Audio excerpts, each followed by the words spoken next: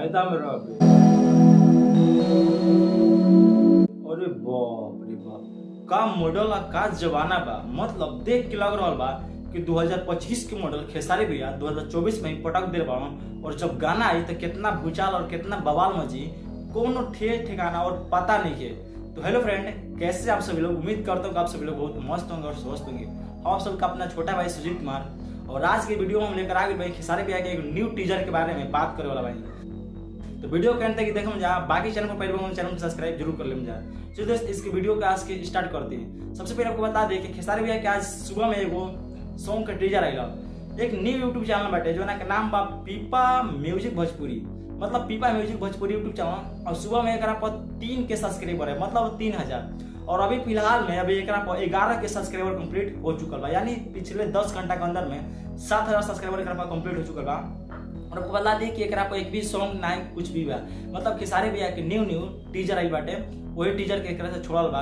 जौन टीजर के नाम बाटे एगो बात बताई। तो बिल्कुल बताओ खेसारी भैया का बात बा, हमू तनी सुनी। वैसे बतला दी ई सब तो बहुत अच्छा बाटे तनी, लेकिन है का बाप, ई सब कोनो मॉडल हमर दे देख के लाग रहल बा कि पूरा एकदम भोजपुरी ना पूरा, मतलब सब चीज हिल जी। मतलब जब गाना आई तो पता ना गाना कैसा रही कि पूरा देखते ही पूरा बवाल मची। हाँ देखिए, गाना के लिखले बड़न आप सभी के अपन भाई आर्यन सिंह, और म्यूजिक देले बड़न विशाल सिंह जी, और गाना के वीडियो डायरेक्टर बड़न उनका नाम बाटे पवन पाल जी। और ये गाना आप लोगों के बीच में आज ना आई, कल ना आई, परसों दिन यानी 9 तारीख 1वां महीना 2024 के आप सभी के बीच में सुबह के 6:30 पर, यानी भोरे ही भोरे देखे के मिली। कौन चैनल के द्वारा? तो पीपा म्यूजिक भोजपुरी। और यूट्यूब पर जाके सर्च कर लेंगे, कैसे कि अभी अभी नया चैनल बाटे, वैसे सर्च किला पर मतलब आज ही, कैसे कि खेसारी भैया के ओकरा पर गाना वाला अभी तो ओकरा पर खाली टीजर आइल बा, लेकिन गाना भी आप लोगों के बीच में देखे के मिली बहुत जल्दी। लेकिन वो सब ठीक बा, लेकिन एक बात बतला दी कि खेसारी भैया अपन हरकत से कभी बाज ना पाइल भाई। मतलब देखी जाओ,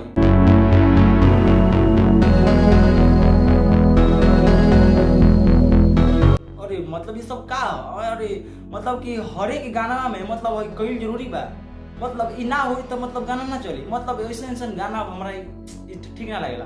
मतलब हर एक चीज ठीक बा, मतलब तार गाना की क्वालिटी ठीक बा, गाना के राइटर ठीक बा, म्यूजिशियन ठीक बा, तू ठीक बा, लेकिन मतलब है सब का, ये सब कल जरूरी बा। मतलब हर एक गाना में ये सब कोनो जरूरी नहीं के, मतलब ठीक ना लगेला। खेसारी हम कितना तारा के बताएं, हर एक वीडियो में एक के बतिया बतलाई ना, फिर भी तू हुए मतलब अपन हरकत से कभी ना बाजा पाइबा। मतलब हम कतों तारा बोल दी फिर भी हरकत से बात नहीं पाई। मतलब वैसे आप लोग भी देखिए, आप लोगों को देख करके कैसा लगा? आप लोगों को भी थोड़ा अजीब टाइप को लगा हुआ।